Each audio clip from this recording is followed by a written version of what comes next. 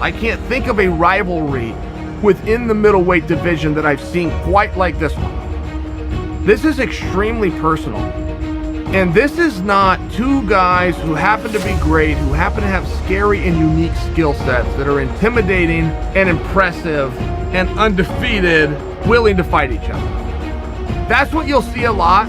And should the recipe and the concoction that I just laid out be what's going to take place, you got something very special to watch.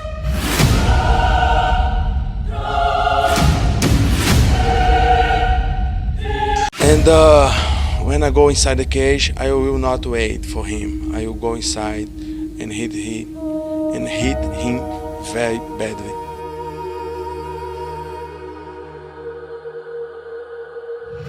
And look at me, oh, he's so skinny, bro. I'm gonna break his face, bro. I'm gonna break him. He got no power, bro. Well, I don't need power. Everyone has power. I have precision. Of course, Adesanya looks incredible lately. He's fucking awesome. What was his last fight? Oh, Yoel Romero. Okay, it was kind of one he'll forget. Yoel Romero and Izzy Adesanya. Listen, this was not the fight we expected. This one laid an egg. This one is the cure for insomnia. I thought that Paulo Costa's reaction to the main event, the lackluster main event of Yoel Romero and Izzy Adesanya, was very interesting. That fight was fight. I'm sad throughout that fight. He's sad about this. He's sad as a middleweight, as a top middleweight, as somebody who cares about the middleweight division. He is sad that they now get a little bit of a black eye from having a fight that wasn't what we expected. Adesanya is afraid. He's afraid to fight against big guys, against powerful guys. Izzy's a little annoyed that everyone jumped off his bandwagon after the Romero fight. I mean, we forget, last year, arguably the fighter of the year, incredible performance against Robert Whittaker, right? I mean, fight of the year against Kelvin Gastelum. The Anderson fight was fun, and then all of a sudden the guy has one, substandard fight. Everyone's like, oh, he's a bum, he's a bum, he's a bum. This is the guy just standing there and doing this. Yeah, what's that? Right. What's that? What do I have to do with that? Is that Paulo Costa will be next, and it'll be a very... I know he's going to bring the fight. That Paul Hachina is going to bring the fight, so I'm looking forward to that, definitely. I will destroy him. I will hit him so badly. He will cry inside the cage. I predict that's fight of the year. Fight of the year. Costa's got the power. Israel's got the technique. He's definitely the more capable, flashier striker. He's got more technique, but the power of Costa and the chin of Costa, and he's going to go forward. He's not going to do what Romero did. He's a fucking monster. He just fucking goes forward like a madman, swinging wild, heavy shots. We should be praising heaps on Paulo Costa, because that guy's scary. He's fucking terrifying. That guy's the future. He's legit. All he does is train. He goes, this guy doesn't party, he doesn't fuck around, he's just concentrating on measuring his food and training. So, you would never believe that Johnny Hendricks was a former world champion if you saw the way the Eraser beat the shit out of him. Paulo Costa is a tougher challenge for you than Robert Whittaker, or do you think? Fuck no. So you got the technician against the brawler, you got the faster guy against the stronger guy. It's a fucking great matchup. Somebody's has to go.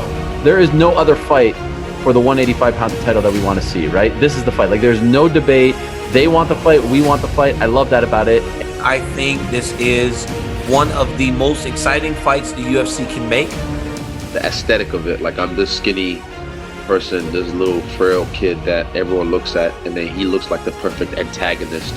He's big, bulky, juice to the fucking gills, and he's a marauder. He's a guy that beats everyone on the fence. So when I come in there with some Bruce Lee shit, come on.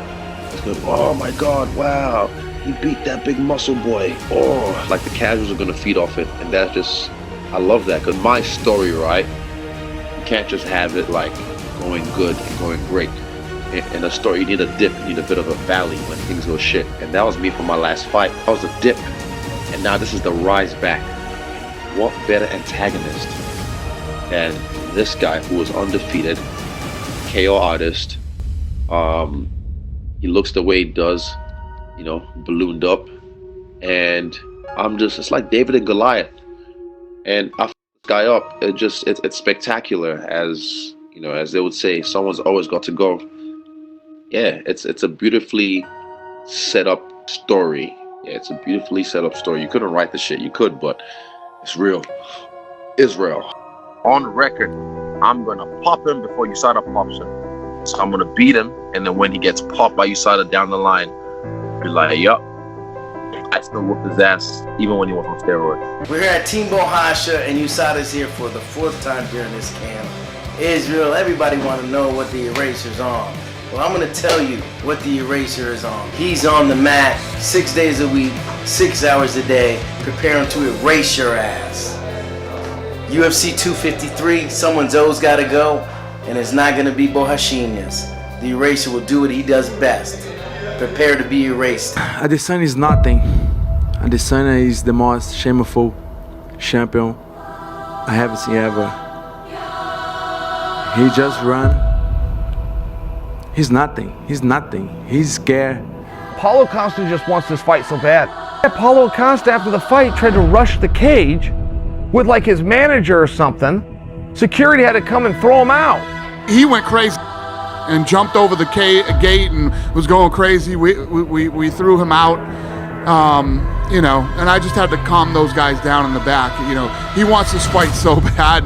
That fight's going to be ridiculous because Paulo Costa will move forward.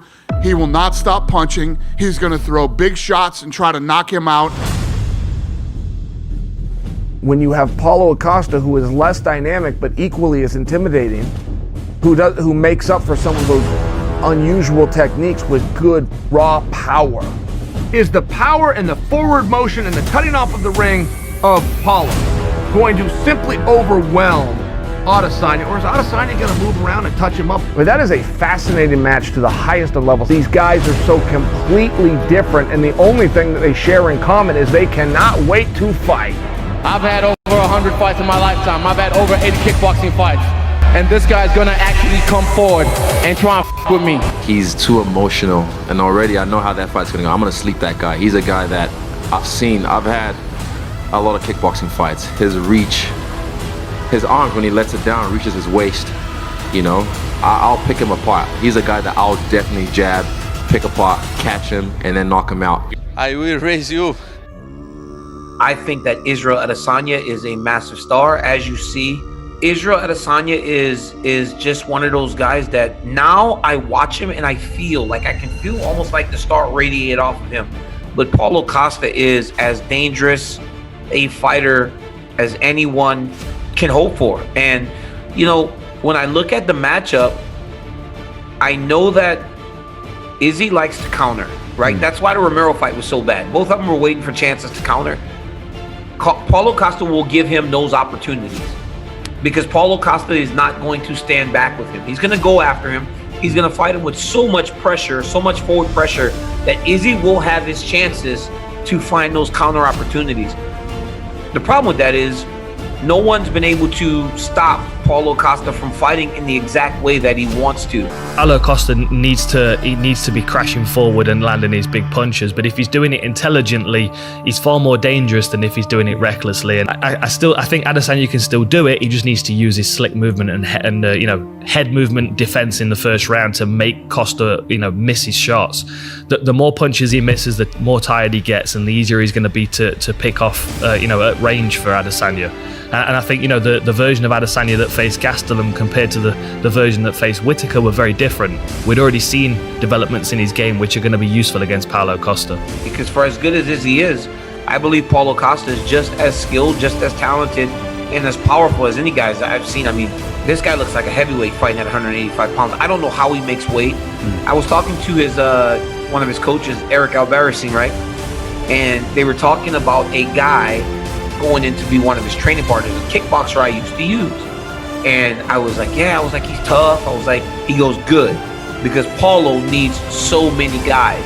Because a week and a half in, he breaks him. And he has to replace the training partners. He goes through you and then give me the next guy. Israel Adesanya. If you don't know the name of the guy, I don't know who is him. I said after my first fight, these guys trying to pretend like they don't know me. You watching me and I've been watching you. But then when you run up on me, you act like you don't know me. Boy, you know who I am now. Boy, you know who the f*** I am now. He's trying to act like he doesn't know who I am. And I saw interviews like, oh, I do not know that guy. I don't know who is him. I think when he come into top 10 or top 5 UFC middleweight, I can think about him. Dude, you know who the fuck I am now. If Adesanya beats Costa, it will be in spectacular fashion because Costa's going to try to decapitate him. He's got fast hands, but he's throwing from here like a little T-Rex. You know what I mean? So it's hard to be impressive. But look at me. I'm no T-Rex. I'm a velociraptor. From a guy who said he wouldn't shake my hand, he actually acted different when I met him in person. So I was right there. I called him skinny, giggled, and I see you later, bro. You have two of the baddest dudes in the world, undefeated, in their prime, facing off for the world title. Nothing gets better than this. Couldn't ask for anything more if you're a fight fan. If you love watching fights, this is the type of fight you want to watch right here.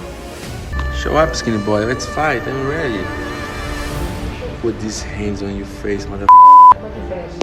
I've heard Paulo say I want to beat Adesanya. I've had Adesanya say I'm going to beat Paulo. It is going to be a battle with two guys who are not going to quit. I predict that's fight of the year. Fight of the year.